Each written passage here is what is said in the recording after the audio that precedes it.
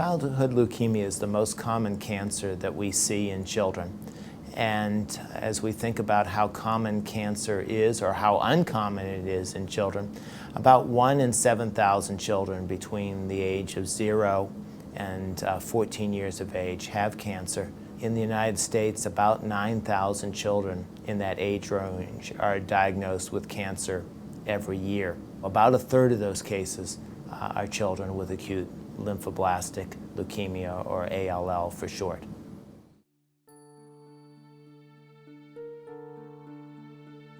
Leukemia is basically a cancer of a white blood cell. It's where one of the blood cells, when it's maturing, something goes wrong and it just starts to multiply. And this immature blood cell, basically, it takes over. He gets oral chemotherapy every day. One of them is once a week. It needs to be given at a certain time. Once a month, he gets chemo in his port. Once every 3 months, he gets sedation and he gets a spinal, and they inject the chemo into his spinal fluid. So pretty much every day is something, and then it's just a steady cycle of that same treatment.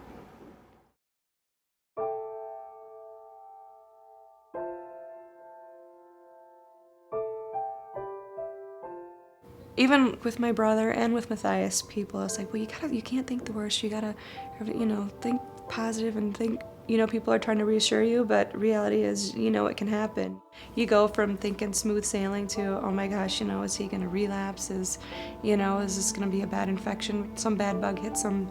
That can kill a child with his condition. So there's always gonna be that worry of relapse. The incidence of relapse is highest right when they first stop the chemo.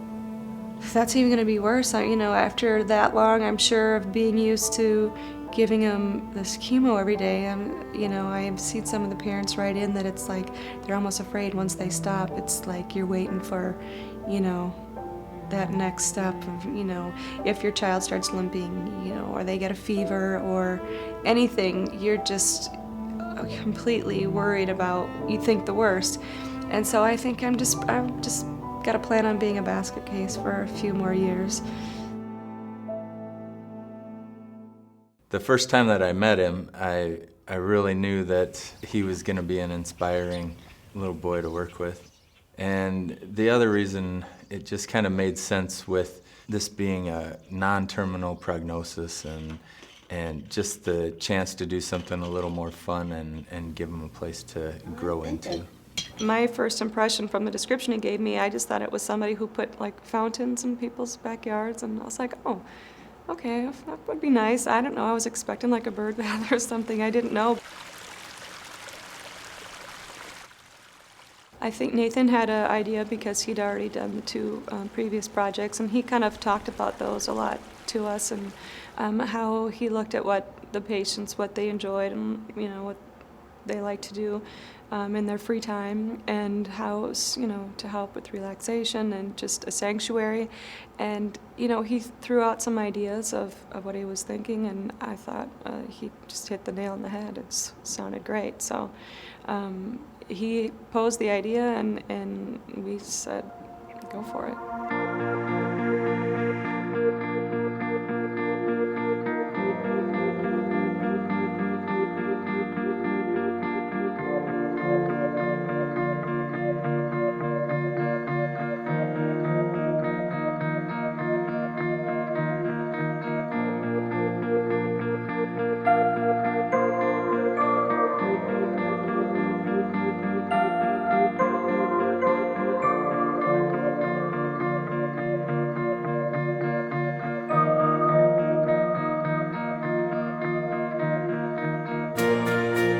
First day when we left, he wanted to know who was in his yard because there were a lot of workers there. I told him that they were there to build a surprise for him, and so every day he's been asking me, Mommy, is my surprise ready?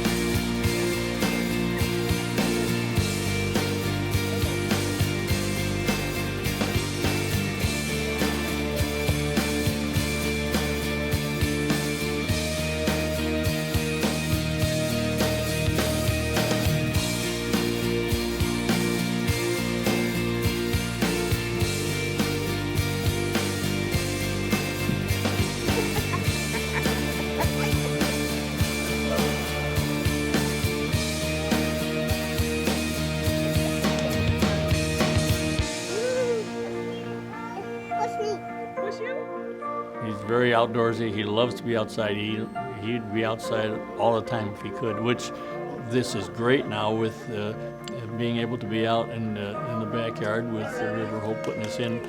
He can be out there, and this is what he loves to do. I'm sure he'll spend lots of time outside.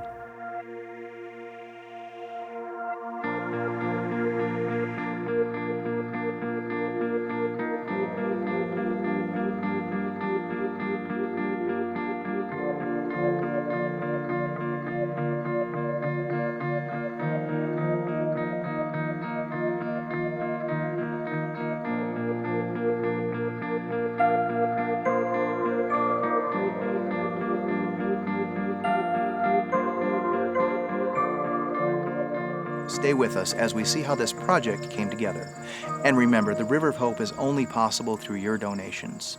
For more information, log on to riverofhopefoundation.org. And now a message from our sponsor, Sanford Health.